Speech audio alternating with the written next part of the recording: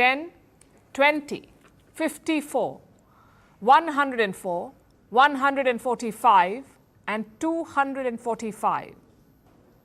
This is not a cricket scorecard. This is Donald Trump's tariffs on China. It began with a 10% levy in February. It now stands at 245%. I'll repeat that for you. The US has increased tariffs on China to 245%.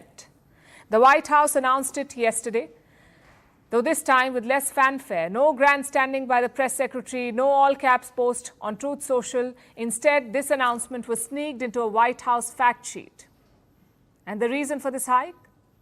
Because China retaliated.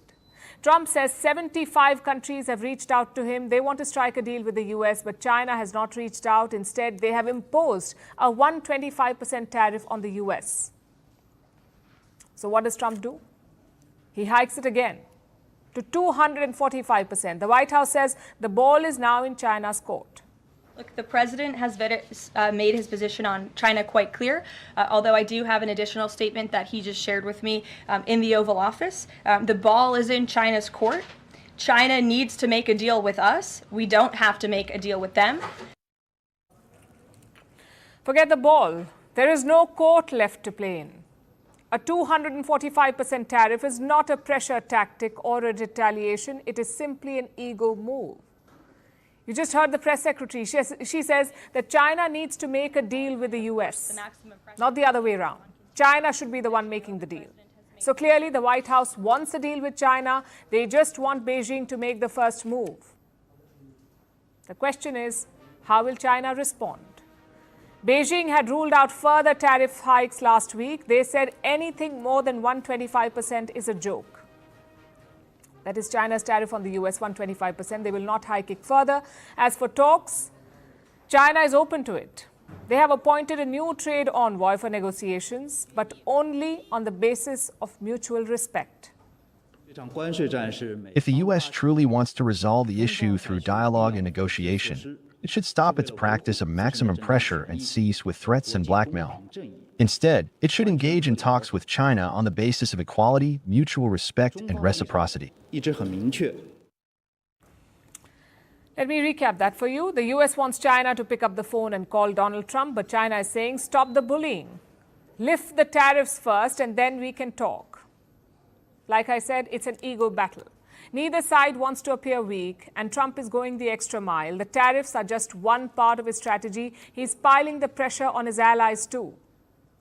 A top Trump official has issued an ultimatum to Europe. He wants Brussels to pick between American and Chinese technology, specifically communications technology. Let me give you the background here.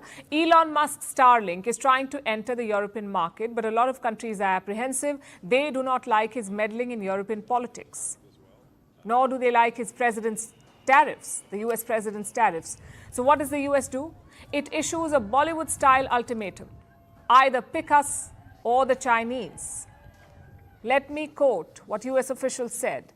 If you're concerned about Starlink, just wait for the Chinese Communist Party's version, then you'll be really worried. Now, to be fair, he does have a point. The problem is the Americans are also unreliable. It's like a rerun of the Cold War. Back then, the Americans had the same attitude. You're either with us or against us. And Trump is reviving that Cold War approach. It's bad news for America's trading partners. Until now, the trade war was limited to the US and China, but now Trump is taking it beyond those arenas. He is asking other countries to publicly choose. And China knows this. They know that many countries are rethinking their partnership with the US, so they're trying to cash in. And China's strategy has been twofold. The first is to attack the US. No diplomacy or outreach, just full-on wolf warrior attacks. China's state media is taking the lead here. Let me quote from their recent piece. This was published in a Chinese mouthpiece.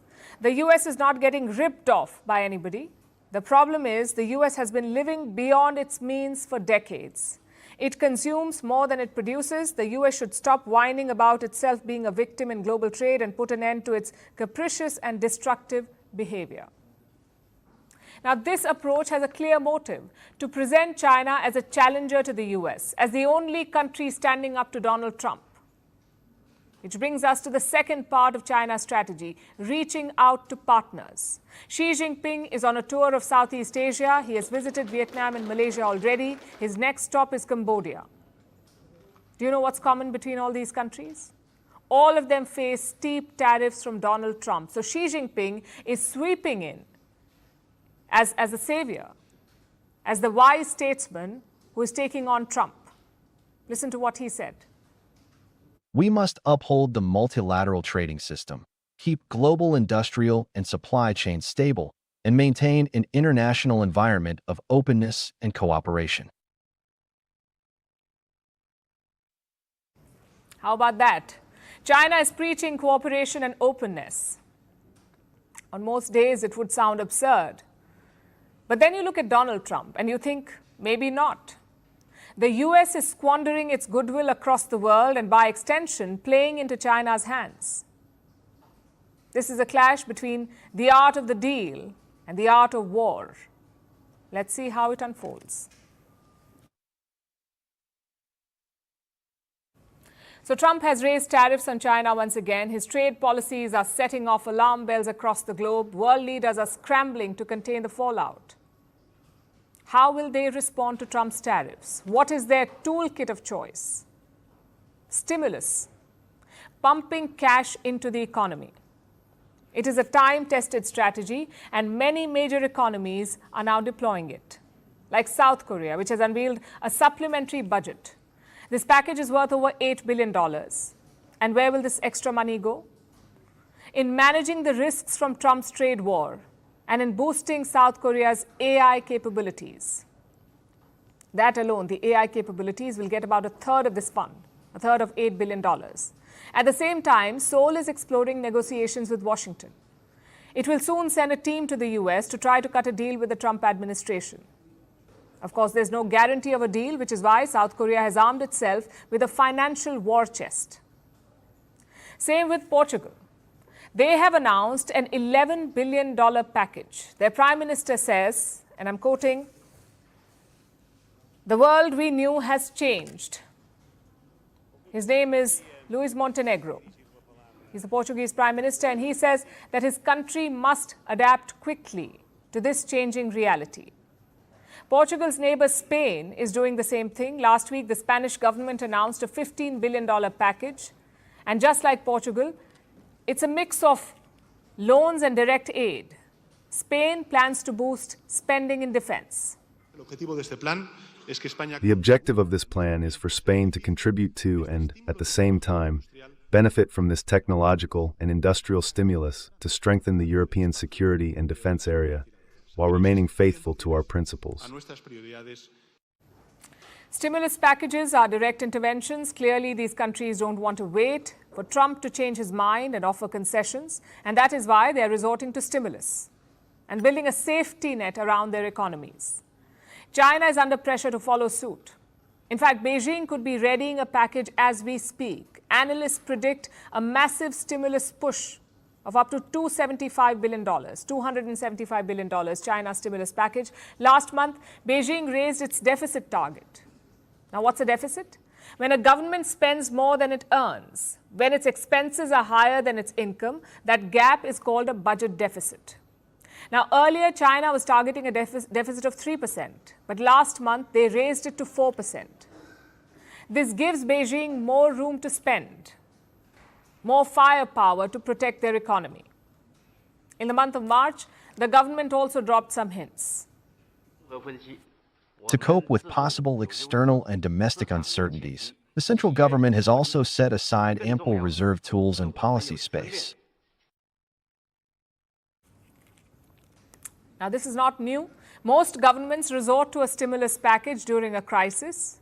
We saw it happen during the 2008 crash. We also saw it happen during the pandemic. Stimulus packages keep economies afloat.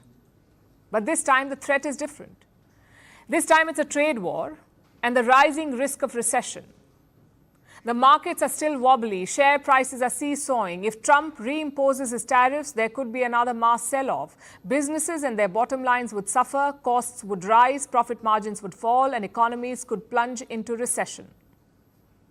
Trump's gamble on tariffs has raised all these fears.